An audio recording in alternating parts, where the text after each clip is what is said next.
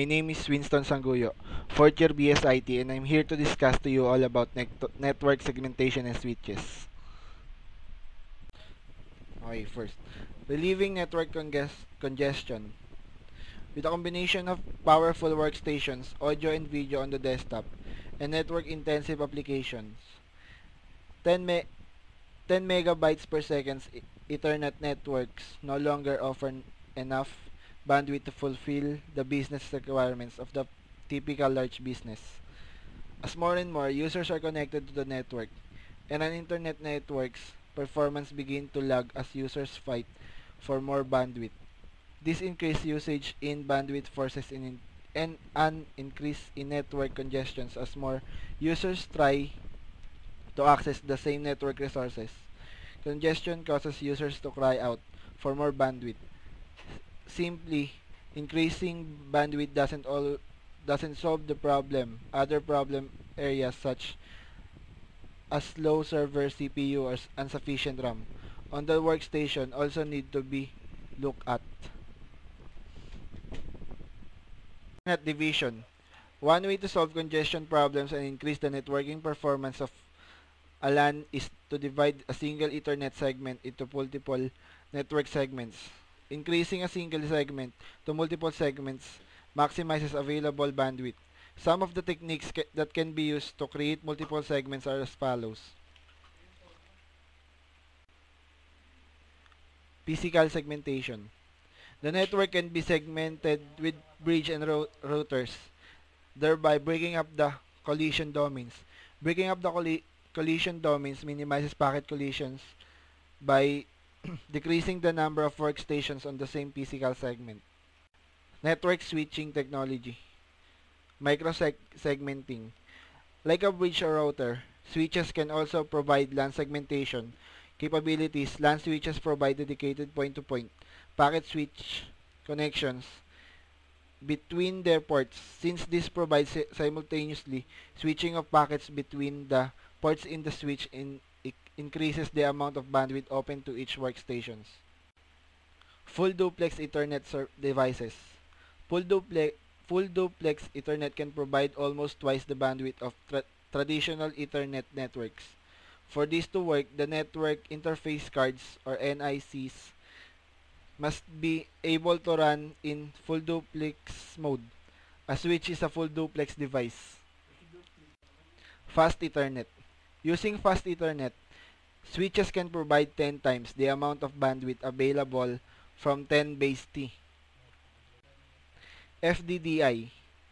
FDDI is an older solid technology that can provide 100 megabytes per second bandwidth. By running dual rings, it has the capability of running up to 200 megabytes per second. FDDI is typically used between closets in floors or in campus environment. Segmentation with a bridge. A bridge can segment or break up a network into smaller, more manageable pieces. However, if a bridge is incorrectly placed in the network, it can do more harm than good.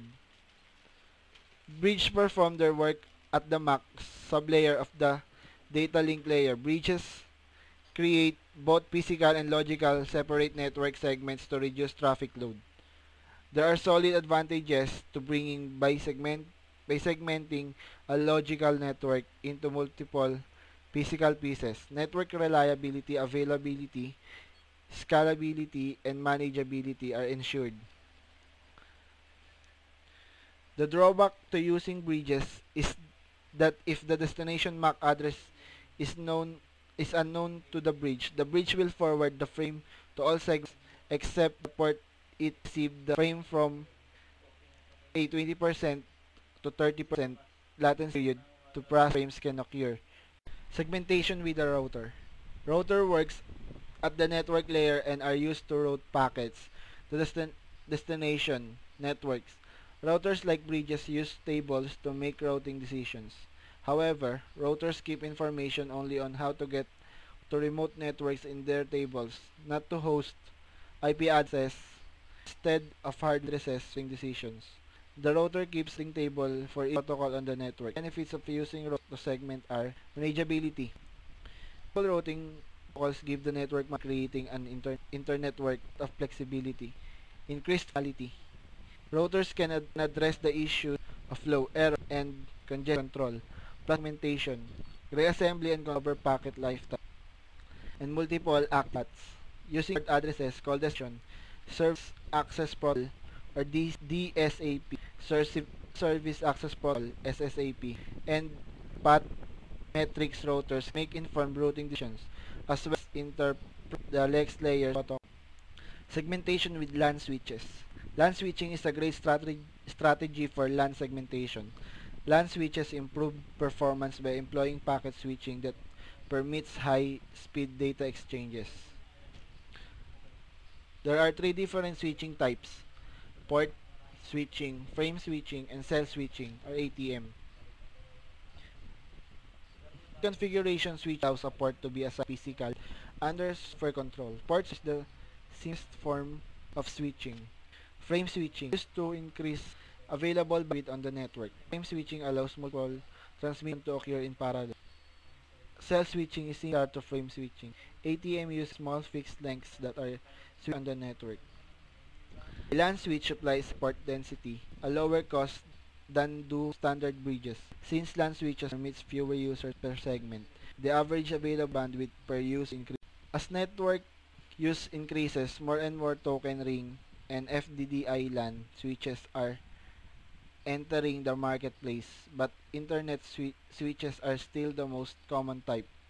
LAN switches uniquely support the following: numerous simultaneous conversations.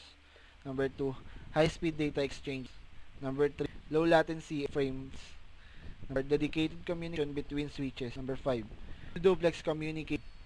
Number 6, media adaption for both and 100 Mbps host to work on the same network. Number 7, an ability to work with Xing 802.3 compliant network. Phase 1 architecture, comparing routers versus switches. In any one internet work scenario, one of the main building blocks is the router. The main function of the router is to forward IP packets, which we also refer to as the datagrams, from the source to the destination across the network. This operation forwarding sizes packets can indeed become a very complex operation. Complementing the router as an integral component of internet in recent years has been the switch.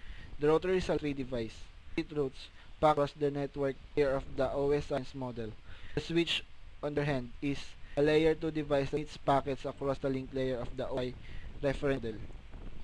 When comparing layer 3 switch routers, the area of focus is performance. Performance refers to the aggregate number of packets that a device can switch in and out of a fixed period of time.